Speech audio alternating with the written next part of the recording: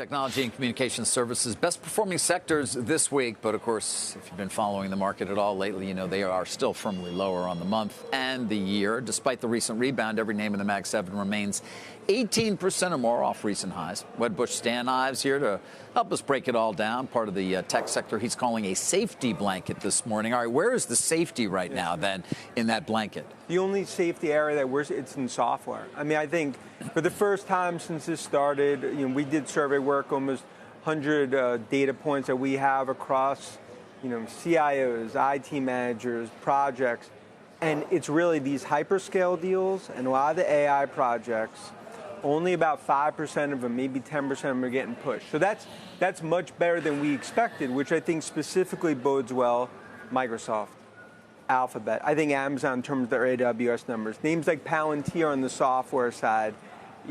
So to me, and that also is even for cybersecurity, and what we're trying to do is sort of navigate this period for investors, be like, look, chips we've talked about in terms of everything with NVIDIA, Apple, and everything we've seen in the supply chain. You've used the word Armageddon more than once. I know that. Look, and because the reality is that at night when we're talking to the supply chain, that's what they're telling us. Because you start to look at what's happened in terms of orders, where the raw materials are coming from, what that ultimate ripple effect is, and that's something where the visibility there is so clouded. The only area that we see as a safety blanket in this storm, Category 5 storm, is software. Mm-hmm. And I think with the hyperscalers, we'll see Google tonight, I think Microsoft next week, I think that is going to be a narrative that plays out, that a lot of these AI projects, I think Palantir is a good example of it, they're actually holding up because of the priorities that we're seeing. That was much better than we expected, finished out last night. Now, back before, of course, all we did was talk about tariffs.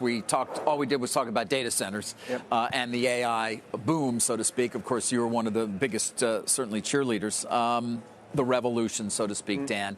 We're trying to determine where spending is right now. Every day, investors are still trying to figure out, is Microsoft backing away? Is OpenAI filling the gap? Is CoreWeave, going to actually be a key beneficiary in some way? On and on from there. We haven't heard from any of the hyperscalers yet in terms of their spending plans. What are you hearing and what are you expecting? So in terms of like the abandoning data center and just all the controversies there, I strongly disagree from all of our work that that's happening. Now, again, is there reallocation on the edges? But I continue to believe when I think about the $325 billion in CapEx, you could maybe see some of that get a bit lower. But ultimately, what I'm seeing from a hyperscale and big tech, they're plowing ahead.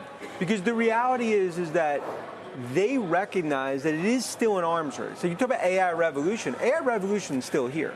Despite tariffs and all the uncertainty and sort of the twilight zone we're going through, but no tech company wants to be the one where I'm going to pull back, you're going to go ahead, and then I'm behind. And I think the narrative I expect to see in earnings season, not about the guidance, it's about them basically recommitting, because that's what they're hearing from their customers. And we've talked about it. We've already cut numbers 10% across the board. But I think factored into these stocks are 10, 15% earnings cuts across the board already in terms of where we're looking at. I believe Sarah has a question.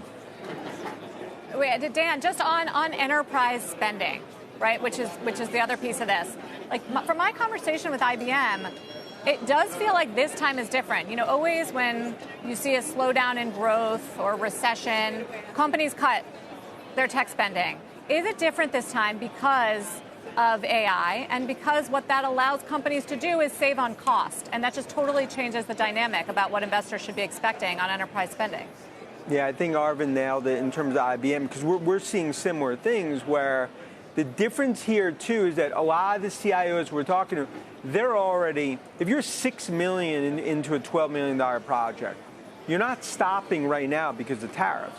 So what's happening is that a lot of these projects, about 15% of IT budgets, they've been green-lighted. So you're seeing a lot of the AI projects, a lot of the hyperscaler stuff that's getting done. And I'd also say even on the cybersecurity side. Now look, in terms of other priorities, lower priorities, those are getting pushed. But that is the difference that's happening here. And that's why I think software and cybersecurity will be significant outperformers in tech as we go through this storm. Dan, I'm looking forward to having you at is this true? first ever in-person CNBC Pro event? I mean, I cannot wait. I mean, June 12th. And look, it speaks like to so many of the viewers that, obviously I only talk to them, through the TV. To actually see them here in person, New York Stock Exchange, with an unbelievable lineup, just going to be super excited for that day. And I will not disappoint on the outfit. I know, because today, very muted. Wow. Yeah, yes. But I will not disappoint on the outfit. I don't even know what that means. I'm a little scared, actually. I'm going to be there now. Yeah. Dan, thank you. No, thank you. All right.